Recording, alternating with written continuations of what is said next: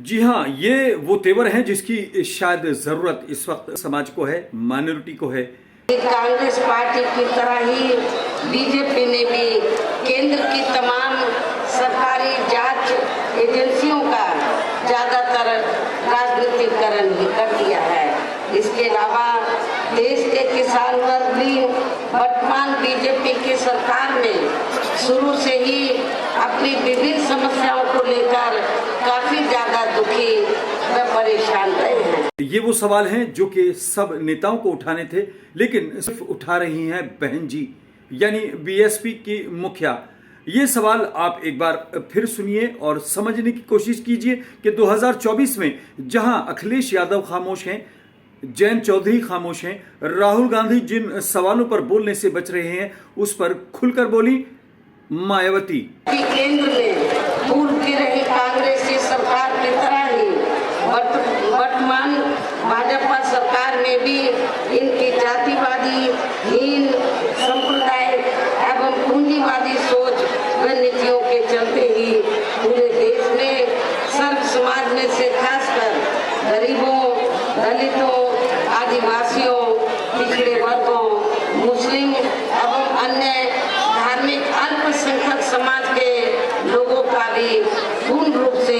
विकास व उत्थान आदि नहीं हो सका है। इसी प्रकार इनका अन्य और मामलों में भी शोषण व उत्पीड़न आदि होना अभी तक भी बंद नहीं हुआ है। इनके साथ साथ मुस्लिम व अन्य धार्मिक अल्पसंख्यक समाज के लोगों की भी हालत हर स्तर पर या काफी ज्यादा खराब व दयनीय बनी हुई है, जिसका काफी कुछ खुलासा सच्चर कमेटी की रिपोर्ट में भी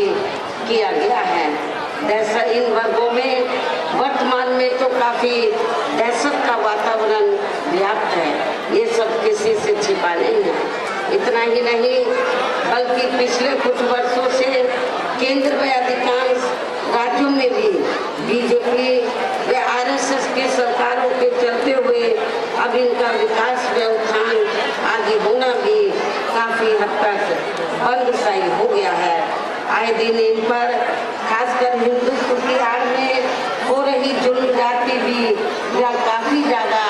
चरम सीमा पर पहुंच चुकी है। और ये वो सवाल है जिसको लेकर पूरे देश में चर्चा है, यानी जो कुछ अनाज बांटा जा रहा है, 80 करोड़ लोगों को कहा जाता है कि खाना दिया जा रहा है, उसकी भी एक तरह से पोस्टमार्टम करते हुए बीएसपी प्रमुख मायावती ने धज्जियां उड़ा दी। यानी उन्होंने सवाल किया कि चंद रोटियों के बदले और चंद खाद्यान्नों के बदले अगर वफादारी के नाम पर वोट मांगा जाएगा तो उसको क्या समझा जाए, ये भी एक सवाल है। केंद्र द्वारा देश में पिछले कुछ समय से अति गरीब परिवारों को अस्थायी तौर पर फ्री में जो थोड़ी सी खाद्य सामग्री दी जा रही है, तो उससे इनका अस्थायी तौर पर भला होने वाला नहीं है। आप लोगों को ये मालूम है कि पिछले कई वर्षों से तो भारतीय जनता पार्टी की सरकार गरीब लोगों का वोट लेने के लिए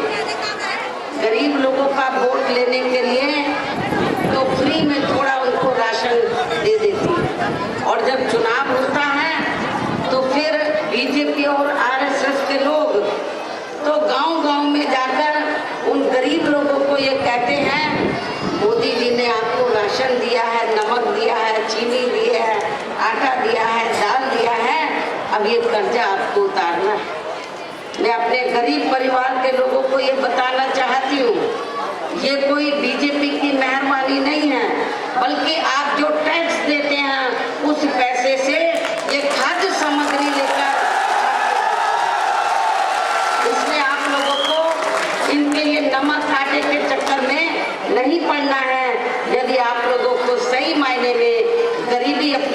करनी है तो आपको बहुजन समाज पार्टी को वोट देकर स्वाभिमान की जिंदगी आपको। और वैसे भी इनकी ये जटिल समस्या देश में हर हाथ को काम देने से ही केवल दूर हो सकती है। दरअसल 2024 में कुछ लोगों का कहना है कि मायावती यानी बीएसपी बीजेपी की बी टीम है और वो कहीं ना कहीं बाद में समर्थन दे सकती है। ये सवाल लोगों के मन में है, लेकिन इस सवाल को अगर अफवाह के तौर पर भी देखा जाए तो शायद गलत नहीं होगा, क्योंकि अगर अखिलेश यादव की पूरी टीम संजय सेठ को जिताने के लिए बीजेपी के अपने वोट को अपने ही पार्टी के कैंडिडेट को देने के बजाय बीजेपी के कैंडिडेट को दे दे तो वो बीजेपी की बी टीम नहीं है। कांग्रेसी एक लंबी तादाद बीजेपी में शामिल हो जाए, चाहे अरविंद सिंह लवली हो, बाद में वो वापस आ जाए तो उनको उसी तरह से फूल माला डाली जाए, एक लंबी फहरिस्त है, वो बीजेपी की बी टीम नहीं है। और अगर बात करें जयंत चौधरी, जो कल तक लाठी उठा रहे थे और अपनी कमर पर और अपने जिस्म पर पड़ी हुई लाठियों को याद करके जाट समाज को कहीं ना कहीं जागरूक करने की बात कर रहे थे, वो भी बीजेपी की गोद में बैठ जाएं तो वो बीजेपी की बी टीम नहीं है। लेकिन चूंकि एक कमजोर की नेता और एक दलित समुदाय, बहुजन समाज और खास तौर से माइनॉरिटी की नेता बनने की बात करने वाली मायावती बी टीम आराम से साबित की जा सकती हैं, ये बड़ा सवाल है। बहरहाल कौन बी टीम है, कौन ए टीम है और कौन किसके लिए काम कर रहा है, ये जनता नहीं बल्कि लोग भी समझते हैं। लेकिन 2024 में खास तौर से उन लोगों को सोचना होगा जिनका भविष्य और जिनकी तमाम चीज़ें देश से, देश के संविधान से जुड़ी हैं। उनका एक वोट उनके देश के